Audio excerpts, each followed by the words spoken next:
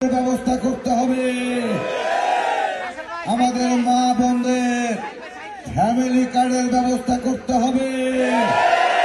আমাদের কৃষক ভাইদের ফার্মার্স কার্ডের ব্যবস্থা করতে হবে। আমাদের আগামী দিনের প্রজন্ম শিশু কিশোরদের জন্য চাহিদা এবং জ্ঞান ভিত্তিক কারিগরি বহুমুখী শিক্ষা ব্যবস্থা চালু করতে হবে। আমাদের ওই মসজিদ মন্দির গির্জা যারা ইমাম মুয়াজ্জিন খতিব যারা হচ্ছে পুরোহিত যারা হচ্ছে প্রধান যারা সেবায়েত তাদেরকে আগামী দিনে মাসিক প্রতি মাসে সম্মানী ভাতা দিতে হবে। আমাদের এই অঞ্চলের মানুষের স্বাস্থ্য সেবা নিশ্চিত করতে হবে। আমার শয়ন স্বপনে বাবা মোহনপুরবাসীর জন্য যে ভালোবাসা সেই ভালোবাসার নিদর্শন স্বরূপ আমরা কয়েকটি কর্মসূচি হাতে নিয়েছি। আমরা এই মহানগরের পানি আসে ড্রেন দিয়ে আসার পরে সেই পানি বিষাক্ত হয়ে নদীতে পড়ে কখনো জমিতে চলে যায়, কৃষকের ফসল নষ্ট হয়। আমরা সেই পানিকে পরিশোধিত করতে চাই। আমরা ওই হচ্ছে খাল কাটতে চাই, খাল খনন করতে চাই, বাংলাদেশের মানুষকে স্বনির্ভর করতে চাই। আমরা ওই মরণ হচ্ছে ব্যাধি মাদক, সেই মাদককে নির্মূল করতে চাই।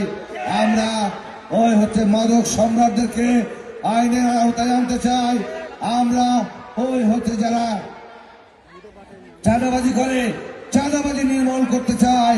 আমরা দুর্নীতিমুক্ত বাংলাদেশ করতে চাই। আমরা আমাদের নেতা তারেক রহমানকে সহযোগিতা করতে চাই। সংগ্রামী ভাইরা, আমি প্রভার ভিতরে এই নহটার ভিতরে হেঁটে চলে ফিরে দেখেছি আমাদের মায়ের বোনদের একই আকুতি, ভাই এই রাস্তাটা করে দেন, ভাই এই ড্রেনটা করে দেন। বলে বাবা আমার বাড়ি ডুবে যায়, এই জায়গা থেকে পানি নিষ্কাশন করে দেন। কেউ বলে দীর্ঘদিন আমাদের মসজিদের কোনো সংস্কার নাই, কেউ বলে আমাদের এই গোরস্থানের কোনো সংস্কার নাই, কেউ বলে আমাদের হিন্দু ধর্মাবলম্বী ভাই বোনেরা বলে আমাদের মন্দিরের সংস্কার করতে হবে। ওই আমাদের খ্রিস্টান সম্প্রদায় যারা আদিবাসী তারা বলে আমাদের গির্জা হচ্ছে ঠিক করে দেন, গির্জায় হচ্ছে ব্যবস্থা করে দেন।